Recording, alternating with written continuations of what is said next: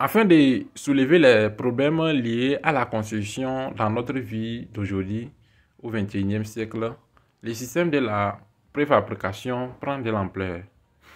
Je vous explique. La préfabrication est bien avant la révolution industrielle et ce système de la préfabrication dans la construction dans notre domaine de génie civil en bâtiment est une imitation de la génie mécanique parce que le système de la génie mécanique est un système de la préfabrication. Par exemple, pour faire le montage d'un moteur, on a la préfabrication des roues d'un moteur et ces consortiums qu'après la préfabrication, on fait l'élevage et les montages. Pour cela, comment se fait la préfabrication ou est utilisée la préfabrication avant la révolution du XXIe siècle? Avant le XXIe siècle, le système de la préfabrication est utilisé pour la construction des tunnels. Si je parle des tunnels, et de la construction des ponts, par exemple aussi, au niveau de la construction des routes, le système de la préfabrication est utilisé au niveau des montagnes pour pouvoir faciliter et faire le transport des matériaux et venir faire la pose avec des dimensions déjà prises sur le terrain. Comme ici dans les bâtiments, vous allez voir que les bâtiments sont déjà préfabriqués et il suffit de venir faire l'élevage avec les grues et de venir faire la pose. Ici aussi, vous allez voir que les nervis sont déjà préfabriqués. Les poteaux sont déjà ferraillés, mais ce n'est pas des personnes qui viennent pour soulever, ce sont des grilles. Ce sont des grilles qui viennent faire les soulevages et venir poser après les coulages, suivre à la fin. Ici, dans le système de l'exécution directe, vous allez voir que ça va prendre du temps. Ça va prendre du temps, pourquoi? Il y a des différentes équipes qui doivent passer pour pouvoir faire le travail. Ici, le travail est à la chaîne. C'est-à-dire, si nous avons les équipes des menuisiers, ils doivent passer pour faire les coffrages. Si nous avons l'équipe de ferraille, d'autres aussi doivent aller ferrailler, venir faire la pose et afin de venir faire appel aux maçons ou bien aux manœuvres de venir faire les exécutions. Ça ne sollicite pas les systèmes mécanisés. C'est le système archaïque ici, l'ancien système, avec les coulages directs, et ça sollicite beaucoup des énergies humaines, ce qui rend les rendements très très faibles. Et pour ce faire, quels sont les conseils et quelles sont les méthodes à prendre pour pouvoir remédier à ces problèmes dans la vie active dans ce 21e siècle avec cette nouvelle technologie de la préfabrication?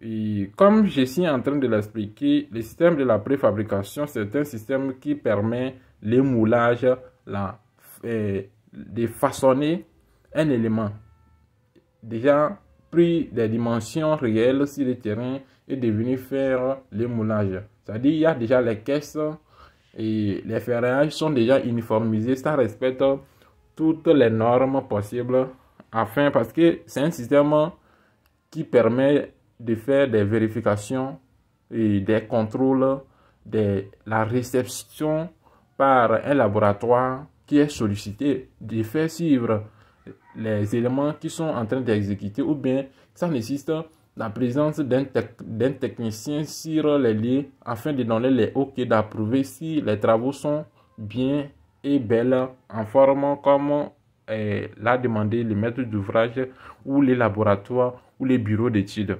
Comme vous le constatez ici, il y a les coulages de la dalle et c'est différent par rapport à la préfabrication. Pourquoi?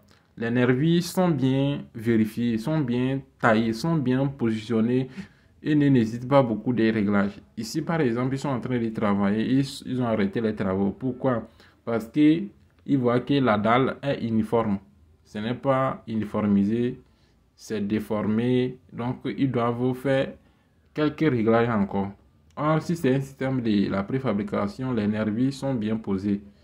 C'est-à-dire, il n'y a pas de l'inclinaison là-bas, c'est bien rectiligne et il suffit de faire les poses, de poser les niveaux pour voir et de prendre les mesures possibles afin de faire la pose des outils, de faire les quadrillages si possible et de commencer l'écoulage de la dalle avec des camions toupies qui convoient les bétons prêts à l'exécution.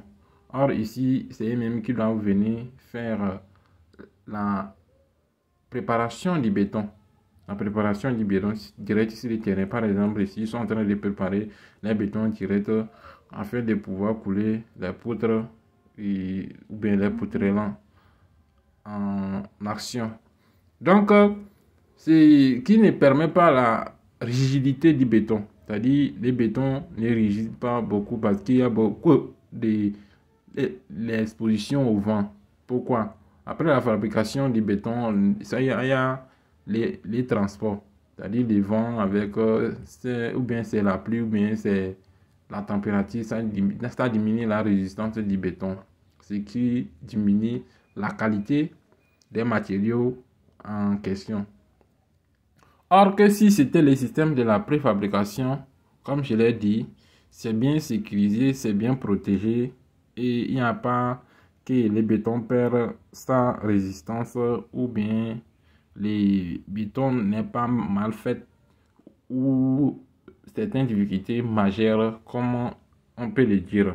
Et pour mieux travailler, gagner en temps, en économie, sécuriser votre bâtiment dans la résistance des biens et des personnes dans leur sécurité, moi j'opte pour cette nouvelle méthode ou système de la préfabrication. Si bien sûr que le système de la préfabrication a ses propres difficultés comme les transports, l'air pose, mais c'est plus mieux avantagé qui gagne en temps, en économie, en énergie pour ne pas fatiguer des personnels, c'est-à-dire tes employés.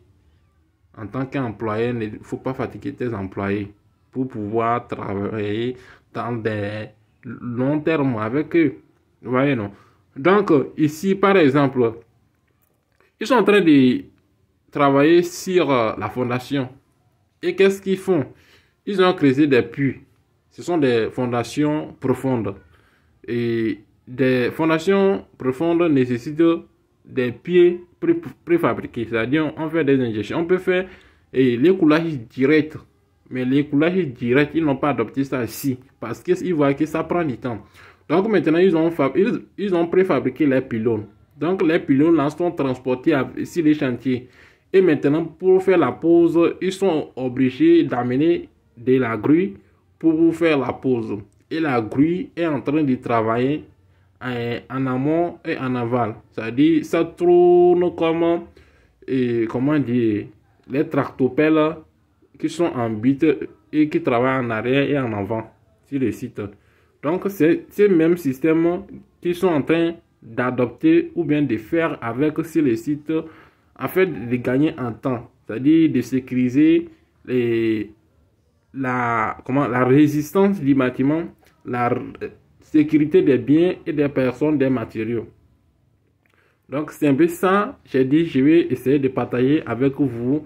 Ou bien, vous en pensez quoi? Est-ce que c'est l'ancien système de l'exécution directe sur les sites avec les nouveaux systèmes de la préfabrication, lesquels est plus mieux avantagé?